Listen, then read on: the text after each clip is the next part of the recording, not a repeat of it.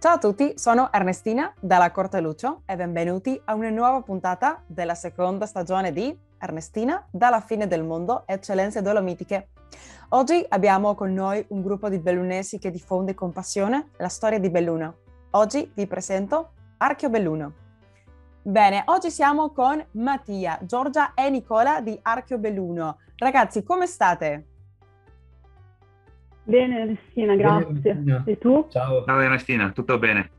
Ecco, grazie mille, sono molto contenta. Benvenuti a questa puntata. Grazie mille per essere oggi qui con noi su Ernestina dalla fine del mondo. E prima di iniziare a raccontare di questo bellissimo progetto che avete di Archio Belluno, così i nostri ascoltatori che ci seguono in tutto il mondo su Radio AVM, Voce delle Dolomiti, vi conoscono. Perché non vi presentate? Giorgia, iniziamo da te.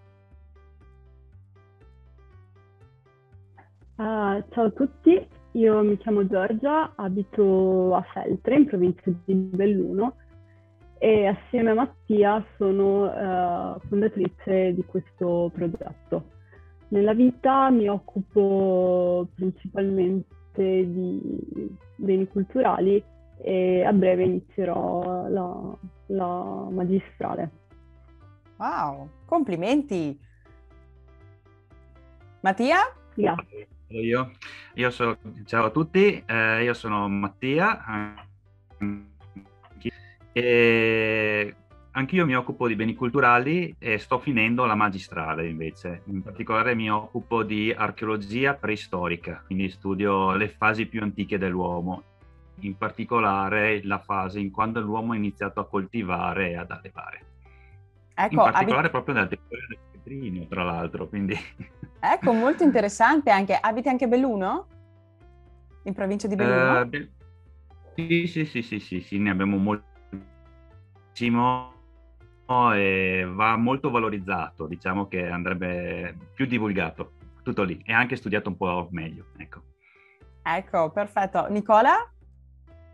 Ciao a tutti, io mi chiamo Nicola, vivo anch'io a Feltre, vicino a Giorgia, e anch'io sono occupato nel campo dei beni culturali. Studio storia dell'arte all'Università Ca' Foscari di Venezia e mi interessa in particolar maniera l'architettura più di tutto. E penso che anche in questo possa portare un apporto ad Archio Belluno per valorizzare le meravigliose architetture che abbiamo qui in provincia. E anche, scusa, particolarmente a Feltre, una città che mi sta molto a cuore, bellissima. Ho famiglia lì perché sapete che anche le mie radici bellunesi si trovano a Servo di Sovramonte, ma anche ho parenti a Feltre, città bellissima che ho potuto conoscere grazie a mia zia Aurora e zio Virgilio che ci hanno portato. Bellissimo, bellissimo posto. Ragazzi, stupendo.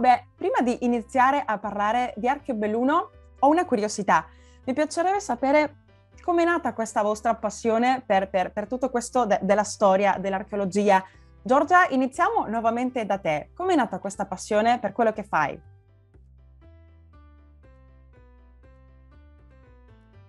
Allora, io ho dei genitori, ho la fortuna di avere dei genitori e dei familiari più in generale molto appassionati di storia, di archeologia, di civiltà antiche, ma anche di storia moderna.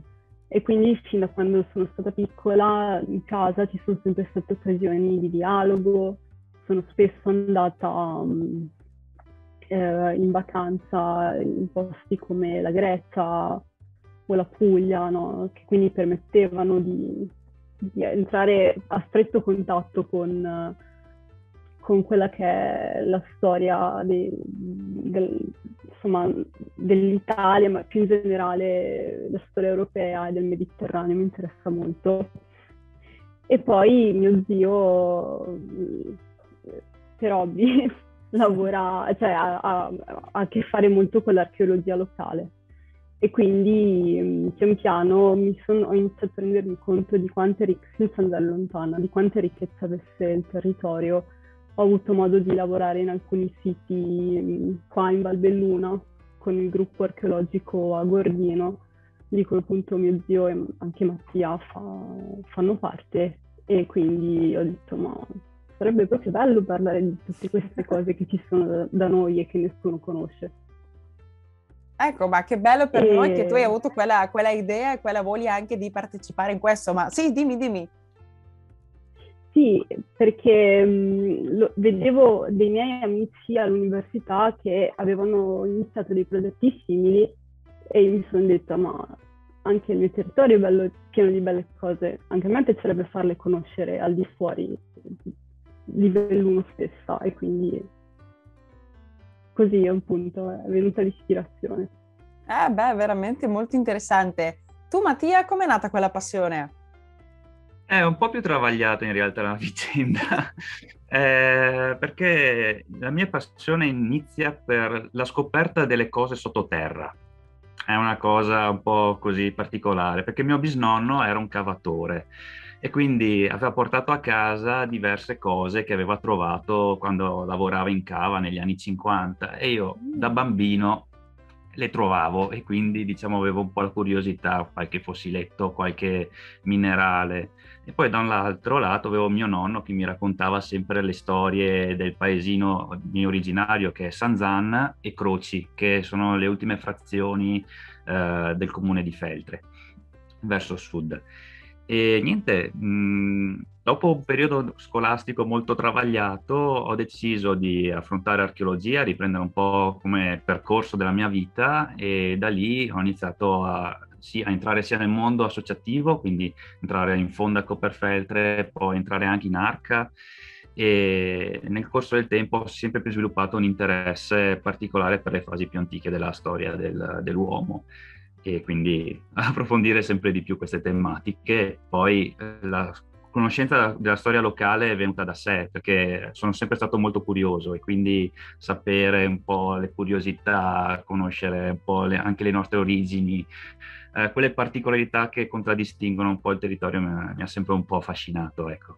Ecco, stupendo. Mi è piaciuto all'inizio quello che c'è dentro della terra, no? Come che vai a scavare un po' il cuore della storia, ma che è sottoterra, quindi molto interessante. Esatto. Grazie Mattia. Tu Nicola, com'è nata quella passione? Magari la mia risposta potrà essere forse più banale. Io mi sono appassionato all'architettura a scuola, studiando architettura come materia all'interno di storia dell'arte. Però poi ho fatto, come dire, un ragionamento e sono andato dal generale verso il particolare. Purtroppo constato che tante volte non ci si renda conto di ciò che si ha intorno, si tende un po' a banalizzare quello che ci circonda. E allora mi sono detto, ma cosa ci sarà di particolare anche nella provincia di Belluno? È davvero così priva di interesse? E in realtà mi si è aperto un mondo, perché ha cose di grandissimo valore. E non parlo solo di architetture monumentali, colossali, bellissime, ma parlo anche della banale casa del contadino, che sarà anche questo argomento della mia tesi di laurea triennale, che farò appunto sull'architettura rurale del Feltrino.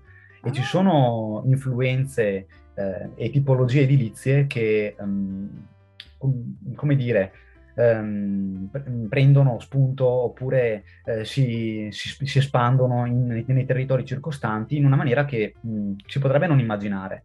Ehm, e insomma, anche fare ricerca per la mia tesi mi sta portando ad approfondire sempre di più la materia e ad appassionarmi ancora di più al territorio che abito.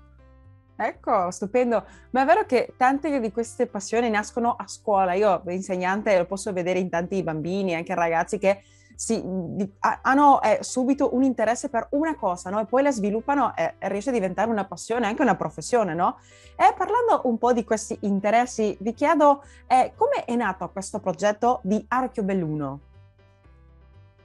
Allora, beh, il progetto appunto mi è arrivata, una sera ci siamo trovati io e Giorgia ad agosto e Giorgia mi ha fatto la proposta appunto di aprire qualcosa, una pagina su Instagram, appunto come quella che aveva visto dai suoi amici a Bologna e a Ravenna.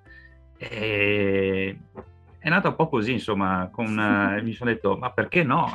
Perché non farlo? Perché effettivamente Ecco. abbiamo tanto materiale, non è noto ai più, ma partendo anche a livello della provincia, molto spesso non si sa che cosa c'è magari nel comune a fianco. Molto spesso si guarda il proprio comune, ma non si guardano i territori circostanti. E quindi con quest'ottica abbiamo iniziato a avviare questo progetto proprio per far conoscere il territorio sia fuori che anche all'interno che è Archiobelluno. La rosa dei nomi, prima di arrivare al nome Archiobelluno, quella sera era molto lunga, e poi la scelta è caduta su Archiobelluno perché è il nome più breve e più intuitivo, ecco, alla No, fine. ma raccontatemi Più alcuni immediato. nomi anteriori. Giorgia, complimenti per l'iniziativa, bravissima. Ditemi alcuni nomi che erano prima di Archiobelluno, che tra l'altro è bellissimo. A me piace tanto. Ah, vabbè, mi pare che c'era tipo Storia di Belluno, una roba del genere, non mi ricordo, abbiamo fatto una Sì, lista. archeologia bellunese, tutti un po' lunghi e didascalici. No, ma è bellissimo che anche, vi dico che mi sento molto, mi dà molta allegria perché è un po' quello che cerchiamo anche di fare qui al programma, sia nella rubrica Storie di immigrazione, ma anche quella Eccellenze Dolomitiche, di poter raccontare e far avvicinare principalmente i nostri ascoltatori che si trovano in tutto il mondo, che sono discendenti di bellunesi, discendenti di veneti, a volte non solo, semplicemente persone a cui piace sentire dell'Italia, queste bellezze del territorio, queste potenzialità che ha questa terra dolomitica, ma anche tutto il Veneto, vero? E poter far ricordare, perché a volte non tanti o se lo ricordano o forse non lo sanno perché i suoi nonni o forse anche a volte bisnonni non hanno potuto trasmetterlo. Ma forse quando a me è successo che in tante volte le persone mi scrivono, mi dicono guarda, sai che dopo sentire quella puntata del programma di radio ho ricordato quel piatto tipico che preparava mio bisnonno, che preparava mio papà, o un nome di una città, di una montagna, si emozionano a tal punto che lasciano quello che stanno facendo per scrivermi e dirmi guarda Ernestina, mi hai fatto ricordare, mi hai portato fino all'infanzia, quindi è una cosa bellissima e per quello anche mi interessa molto quello che voi fate, perché mi sembra un'ottima piattaforma da dove far conoscere e anche avervi oggi qui con noi, diciamo, per poter anche dare una mano a diffondere ancora di più quel progetto che mi sembra molto interessante, quindi veramente complimenti. Mi è piaciuto tanto che in una serata d'estate, diciamo, è nato questo Archiobelluno, che come vi ho detto il titolo mi piace un sacco. Parlando un po' di risposta della gente, com'è stata la risposta che voi avete visto nel vostro pubblico? C'è stato subito un interesse? C'erano persone che erano forse interessati a sapere di più, a conoscere di più sull'archeologia e la storia di Belluno? Può rispondere chiunque, non c'è problema. Se posso? Vai. Certo.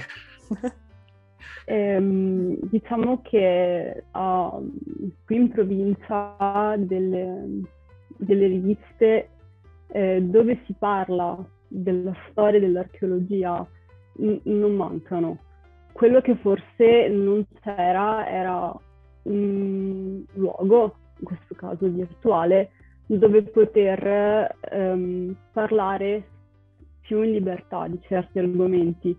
E quindi quasi subito tanta gente di tutte le età, ragazzi come noi, anche più piccoli, e persone un po' più grandi che magari conoscono molto bene il territorio, hanno iniziato a scriverci, a farci domande, a proporci dei temi, a dirci guardate che a proposito di questo manufatto da me c'è qualcosa di molto simile. E quindi è stata anche un'occasione poi per conoscere persone che adesso ci danno una mano, sono nella redazione più allargata.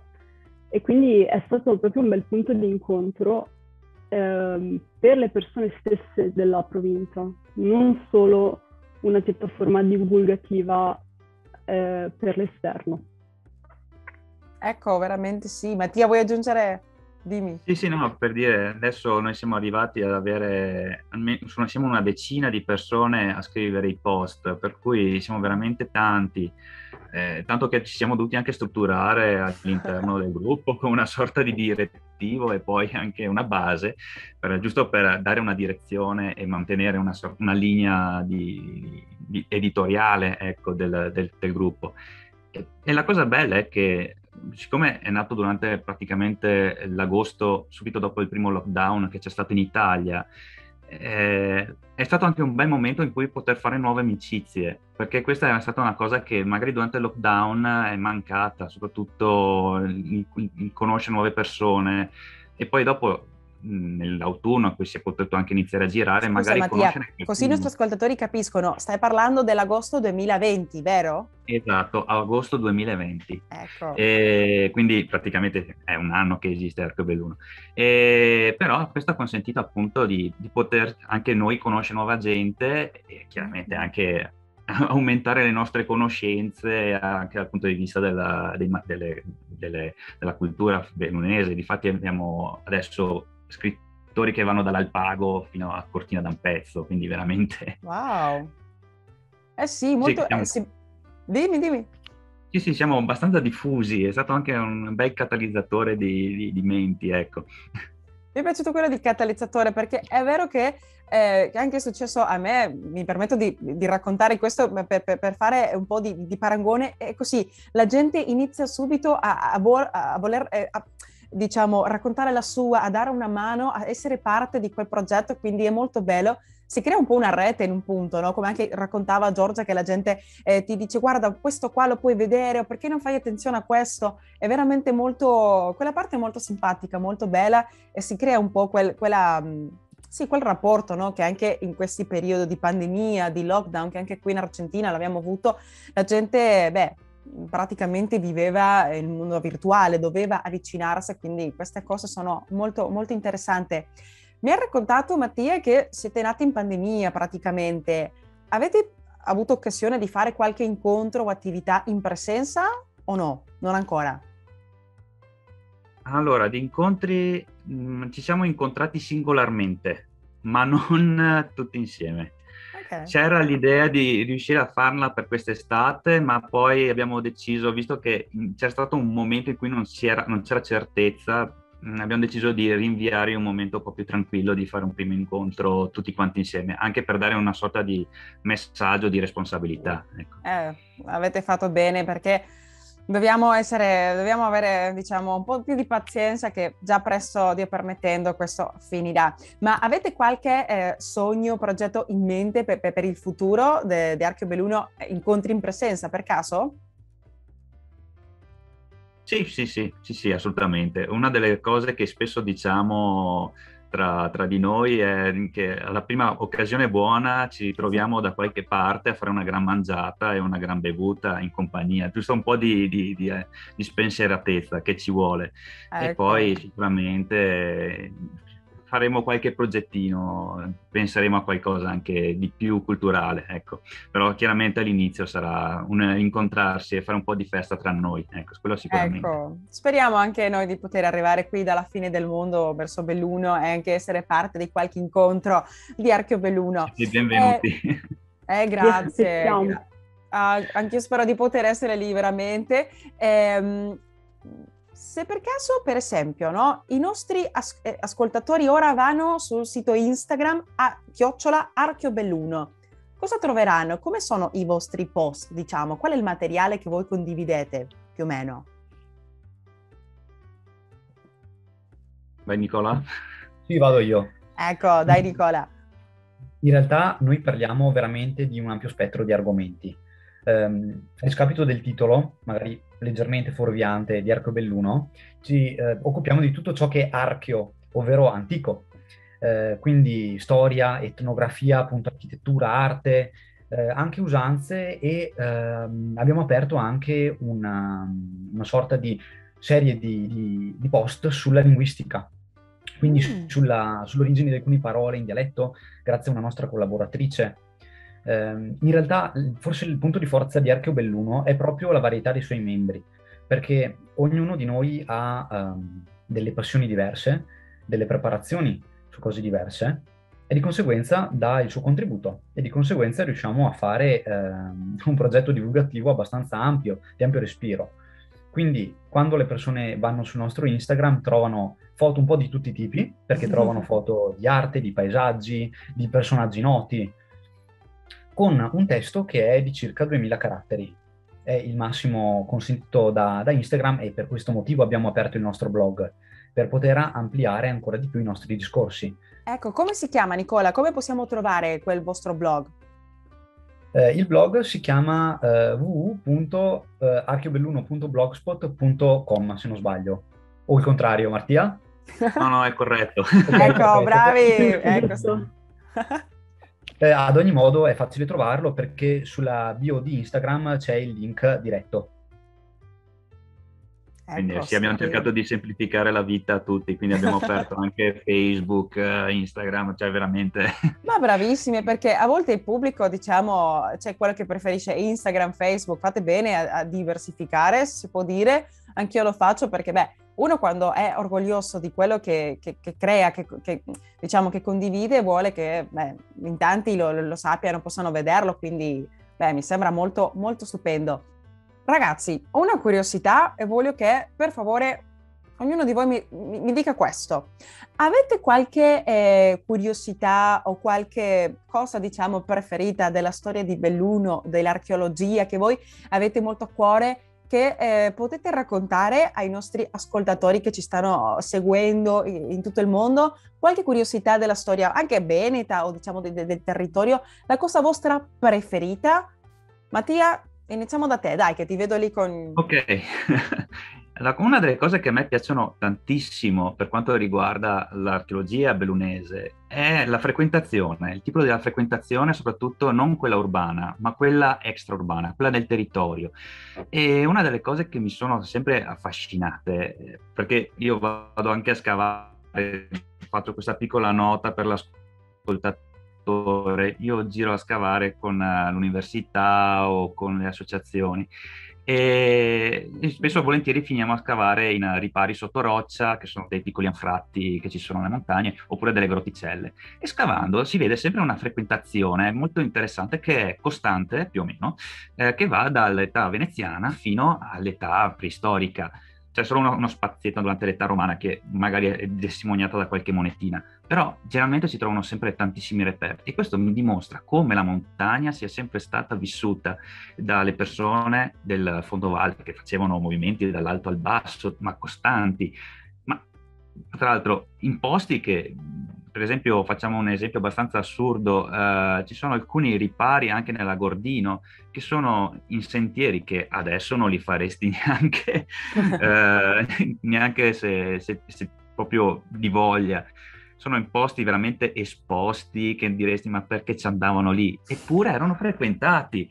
E questa è una delle cose bellissime, a me affascina moltissimo, soprattutto perché ti permettono di capire quali erano le viabilità che c'erano un tempo e come i pastori, magari, perché generalmente erano pastori, frequentavano la montagna dal tardo neolitico fino al Medioevo.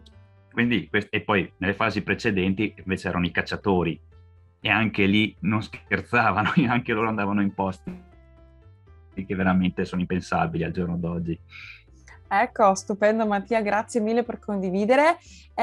Tu Giorgia, per esempio, qual è la tua cosa preferita della storia che vuoi condividere con noi? Cos'è quella cosa che ti appassiona, che dice wow, questo lo devi sapere anche tu?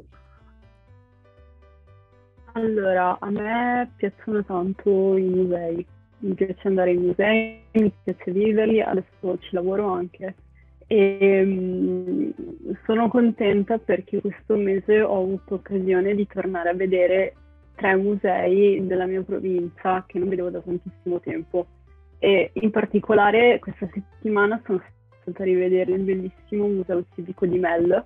Mel, che è una città in quello che adesso è il borgo Valbelluna, un nuovo comune, ed è bellissimo perché testimonia un'età che magari non è conosciutissima della storia italiana, che è l'età del ferro, il primo millennio, e racconta un po' quella che era la storia degli antichi veneti, dei paleoveneti, attraverso i reperti della necropoli, che tra l'altro è visitabile, ben conservata, nel giardino dell'asilo di Mel, tra l'altro. E per me è stata una gioia rivederlo dopo tutto questo tempo e tra l'altro adesso vale la pena andarlo a visitare perché c'è anche una mostra che copre, come diceva Mattia, un periodo che va dal Paleolitico al Medioevo, dove sono stati esposti i reperti trovati nel territorio di Borgo Valbelluna che magari prima erano in archivio, cioè archiviati, oppure erano esposti in altri musei, tra cui pezzi notevoli come una bellissima spada in bronzo, dell'età del bronzo, appunto, che è stata riesumata dal fiume Piave. Quindi se qualcuno degli ascoltatori dovesse avere occasione di venire in provincia, questo è davvero un posto che consiglio di visitare. Ecco, stupendo. E parlando anche di musei, dimmi Giorgia se hai mai visitato il nostro Museo Interattivo dell'Immigrazione di Bellunesi nel Mondo. Hai avuto occasione?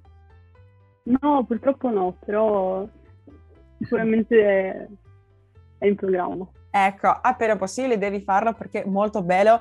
Beh, non è che mi sta a cuore certamente, ma è anche molto completo, molto moderno. Quindi veramente faccio complimenti a tutto il team che cura il museo dell'Associazione Bellunesi nel Mondo, che si trova nella sede di Bellunesi nel Mondo. E vediamo adesso Nicola, dimmi tu qual è la tua cosa preferita che più ti, diciamo, attrae, che è più curiosa per te di questa storia, di questo patrimonio. Io mi ricollego a quello che ha detto Mattia e anche a quello che ho detto io in precedenza. Dicevo prima appunto che magari non si valorizza tanto il posto in cui si abita, perché lo si dà per scontato. A maggior ragione che adesso, insomma, la provincia di Belluno e il Bellunese sono l'estrema periferia d'Italia, cioè non siamo lontani solo da Roma, ma siamo lontani anche da Venezia. E è curioso notare invece come in certi periodi storici il Bellunese e comunque in generale tutta la provincia, quindi anche con il Cadore, l'Ampezzano, eccetera, siano stati dei fulcri della storia europea, dei passaggi importantissimi. Basta pensare appunto alla guerra contro la Lega di Cambrai.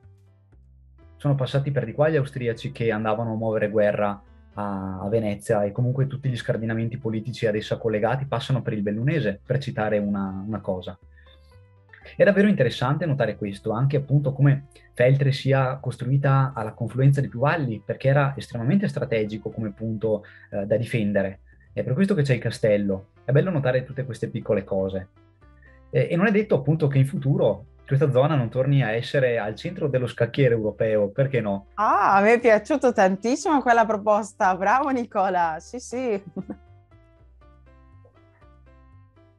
Ecco, beh, è veramente molto interessante, è vero quello che racconti, come nella storia, anch'io che l'ho imparato diciamo da lontano, non sono vissuta lì, ma quando uno arriva e ti raccontano un po' la storia, anche che ho avuto l'opportunità non solo di visitare il Duomo di Feltre, ma anche gli scavi sotto che sono veramente, vedere come quell'acquedotto ancora funziona, diciamo, è come che wow.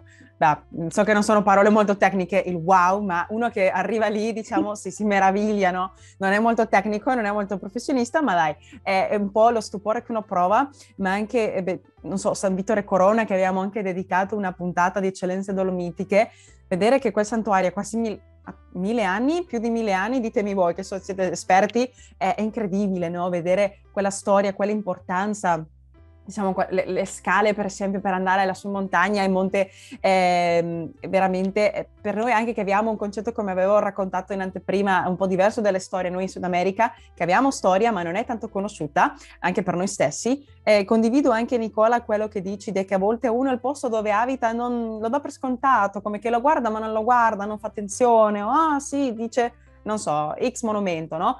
Ma veramente c'è tanto potenziale, ma anche voi in Italia particolarmente e nel Bellunese avete tanta storia, tanto da raccontare, che è veramente meraviglioso, quindi vi faccio nuovamente complimenti per il vostro lavoro, per questa iniziativa, per quello volevamo dare anche, come possiamo, no? Con umiltà qui nel nostro programma un po' di visibilità. Ragazzi, veramente molto interessante questo che vi state raccontando della vostra cosa preferita, molto molto interessante, ma avete qualche progetto in mente per il futuro, qualche iniziativa che appena possibile, diciamo, quando lo permetta la situazione, avete voglia di portare avanti? Sì, allora abbiamo in progetto di portare avanti alcune iniziative che portino dei contenuti ulteriori a quelli che già facciamo regolarmente. In particolare abbiamo in progetto di organizzare delle interviste a studiosi locali, visto che la nostra provincia ha sfornato parecchie persone, diciamo, molto preparate in diversi ambiti che riguardano la storia, l'archeologia, l'antropologia e anche le usanze locali. E poi vorremmo anche dedicare dei contenuti, dobbiamo ancora capire bene in che formato, a quelle che sono le tradizioni culinarie della provincia e quali sono anche le spezie di piante che più sono state utilizzate, ecco, nella cucina bellunese. Ecco, beh, già avete tutto il mio interesse, avete detto cucina, gastronomia, io ci sto, io ci vengo, aspettatemi. Veramente Giorgia, grazie per condividere, veramente molto interessante e tenetevi aggiornati per favore di quello che state facendo, possiamo anche, che ne pensate, arrivederci in un'altra puntata? Io ci starei. Ecco, bravissimo, mi Volentieri. piace. Beh, ragazzi, veramente è stato un piacere. Grazie mille per essere oggi qui con me, con noi in questo programma su Radio AVM Voce delle Dolomiti. Speriamo veramente poter vederci, incontrarci nuovamente, non solo in presenza, ma anche forse qui sul programma. Sarà veramente un piacere. Prima di salutarvi già, volete inviare un saluto per tutti i bellunesi nel mondo che ci stanno sentendo? Nicola, iniziamo da te, che abbiamo già iniziato da Mattia, da Giorgia. Dai, ci vuoi dedicare un saluto? Ma certo, saluto tutti quelli che ascoltano, che ci ascoltano, che hanno trovato magari interessante la nostra intervista e che magari possono avvicinarsi anche al mondo della cultura bellunese con questa intervista, perché no? E insomma, vi ricordiamo che le vostre radici vi accompagnano dovunque voi siate. Ah, molto bello quello. Grazie Nicola mille per condividere. Mattia, dai. Ma grazie a tutti.